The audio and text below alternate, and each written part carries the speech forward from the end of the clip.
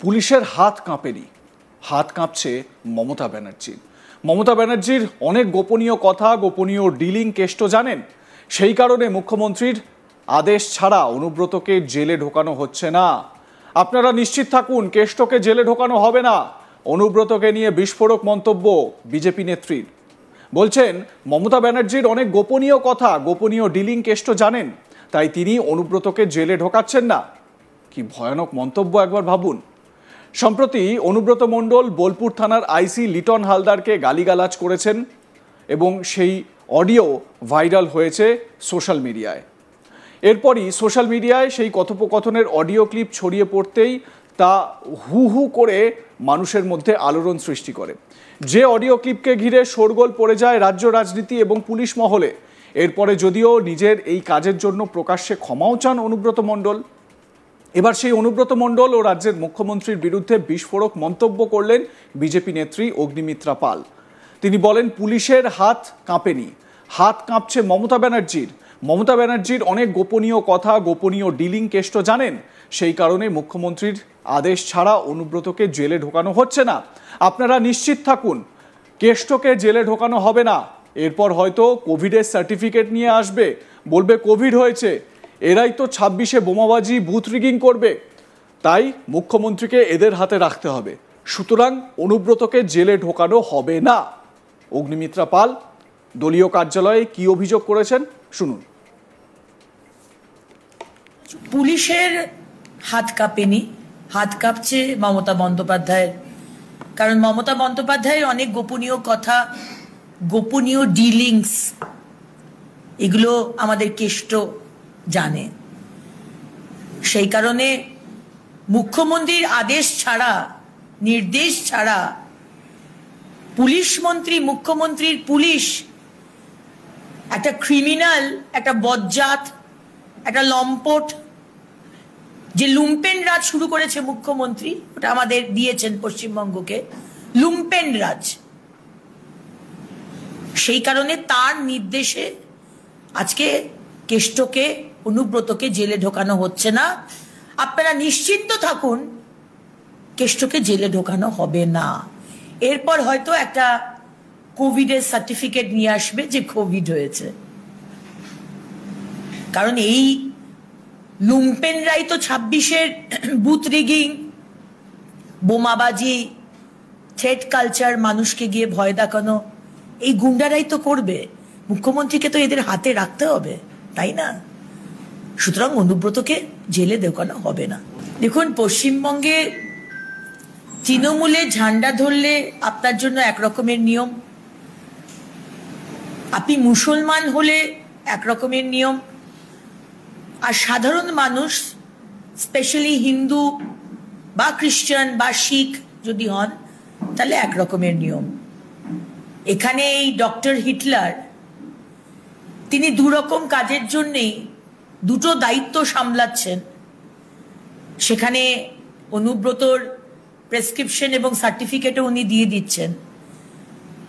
কিভাবে দুর্নীতি করে ইল্লিগাল, শুধু ডক্টর সার্টিফিকেট নয়, বার্থ সার্টিফিকেট, ডেথ সার্টিফিকেট, আপনাকে শুধু একটু খরচা করতে হবে। আপনি পশ্চিমবঙ্গে মুখ্যমন্ত্রী মমতা বন্দ্যোপাধ্যায়ের এই সরকারে আপনি যে কোনো জায়গা থেকে আপনি ডেথ সার্টিফিকেট, বার্থ সার্টিফিকেট বা ডাক্তার সার্টিফিকেট বা যে কোনো সার্টিফিকেট আপনি পেয়ে যেতে পারেন।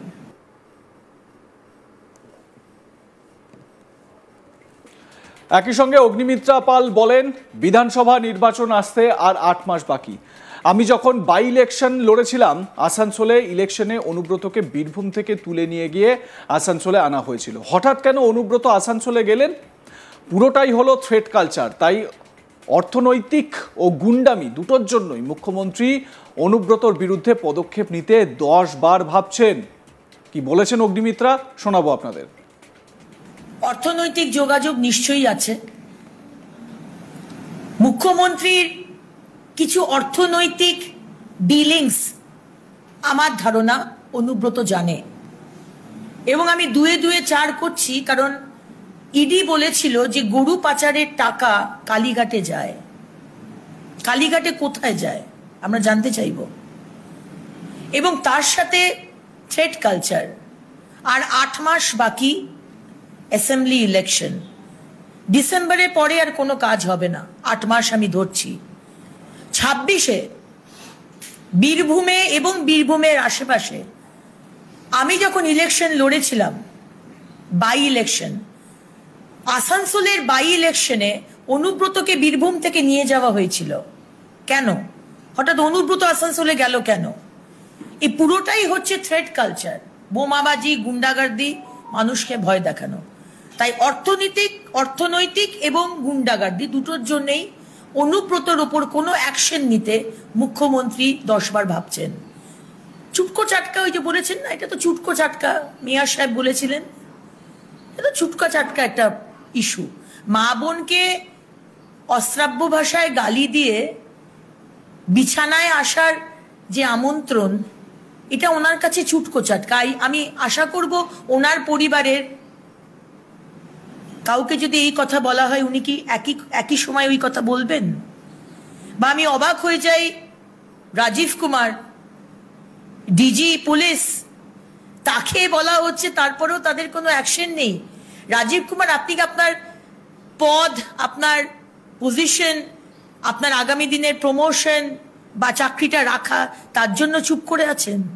তার জন্য এখনো কানটা ধরে টানতে টানতে অনুব্রতকে জেলে ঢোকাচ্ছেন না? সুতরাং মুখ্যমন্ত্রী, আপনার জাজমেন্ট আমরা বাংলার মানুষ বুঝে গেছে।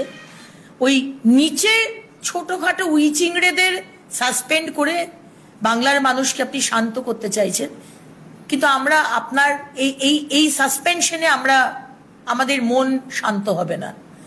আমরা চাই, সত্যি যদি মহিলাদের সুরক্ষার সম্মান নিয়ে আপনি এত বড় বড় কথা বলেন, সেটা যদি সত্যি মিন করেন, তাহলে অনুব্রতকে, এখন 100 ঘন্টার ওপর হয়ে গেছে অনুব্রত মণ্ডল ঘুরে বেড়াচ্ছে, আমরা জানি আপনি ঢোকাবেন না, বাট তাও যদি আপনার মনে হয় যে আপনি বাংলার মহিলাদের পাশে আছেন, তাহলে ওনাকে কানটা ধরে টানতে টানতে আপনি জেলে ঢোকান, এটা আমরা চাই। অগ্নিমিত্রা পাল, বিজেপি বিধায়ক, তিনি তার বক্তব্যে সরাসরি মমতা বন্দ্যোপাধ্যায়কে টার্গেট করেছেন এবং অনুব্রত মণ্ডলকে কেন মমতা বন্দ্যোপাধ্যায় জেলে ঢোকাবেন না বা অনুব্রত মণ্ডলের বিরুদ্ধে কেন কোনো ব্যবস্থা নেওয়া হবে না, সেই বিষয়টাও তিনি একেবারে সর্বসমক্ষে জানানোর চেষ্টা করলেন। এবারে প্রশ্ন হচ্ছে যে অনুব্রত মণ্ডল বোলপুরের আইসি লিটন হালদারকে গালিগালাজ করেছেন, মা বউ নিয়ে গালিগালাজ করেছেন, সেই লিটন হালদারের বিরুদ্ধেই কিন্তু বিভাগীয় তদন্ত শুরু হয়েছে। ব্যাপারটা কিন্তু অন্যরকম একটা আমেজ তৈরি হয়েছে কোথাও না কোথাও। আপনাদের কি মনে হয় জানাতে ভুলবেন না। দেখতে থাকুন আজ তাক বাংলা, সাবস্ক্রাইব করুন আমাদের ইউটিউব চ্যানেলটি, বেল আইকন প্রেস করুন নোটিফিকেশন পেতে।